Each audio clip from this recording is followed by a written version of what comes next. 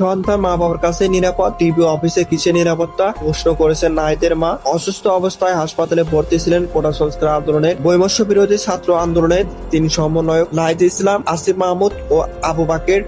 সেখান থেকে তাদের তুলে নিয়ে যাওয়া হয়। এরপর ডিবি জানান নিরাপত্তার কারণে হেফাজতে নেওয়া হয়েছে তাদের। এদিকে রোববার সচিবালয় স্বরাষ্ট্রমন্ত্রী আসাদুজ্জামান খানও বলেছেন, পুলিশ যদি মনে করে তারা ঝুঁকিমুক্ত তখনই তাদের ছেড়ে দেওয়া হবে। এই বিষয়ে রোববার রাজধানীর মিন্টো রোডে ঢাকা মহানগর পুলিশের ডিএমপি গোয়েন্দা বিভাগের ডিবি কার্যালয়ের পাশে দাঁড়িয়ে মমতাজ নাহার সাংবাদিকের সঙ্গে কথা বলেছেন। ডিবি বলেছেন নিরাপত্তার কারণে তাদের কাছে রেখেছে। সন্তান মা বাবার কাছে নিরাপদ, ডিবি অফিসে কিসের নিরাপত্তা। এই সময় নাহিদ ইসলামকে ডিবি হেফাজতে নির্যাতন করা হতে পারে বলে আশঙ্কা প্রকাশ করেছেন তিনি। মমতাজ নাহার সাংবাদিককে বলেন, আমার ছেলের সঙ্গে যোগাযোগ করতে পারছি না, সে কি ডিবি অফিসে আছে নাকি সেটা নিশ্চিত হতে পারছি না। তিনি বলেন, আগে একবার নাহিদকে তুলে নিয়ে নির্যাতন করা হয়েছে, এবারও মারধর নির্যাতন করা হচ্ছে নাকি আশঙ্কিত। কোটা সংস্কার আন্দোলনকারীরা দাবি আদায়ে সারা দেশে কমপ্লিট শাটডাউন, সর্বাধিক অবরোধ কর্মসূচি দেওয়ার পর 19 জুলাই মধ্যরাতে খিলগাঁয়ের নন্দীপাড়ায় এক বন্ধুর বাসা থেকে নাহিদকে তুলে নেওয়া হয়েছিল।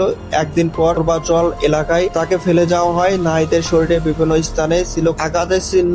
এরপর থেকে স্বাস্থ্য নগর হাসপাতালে চিকিৎসাধীন ছিলেন।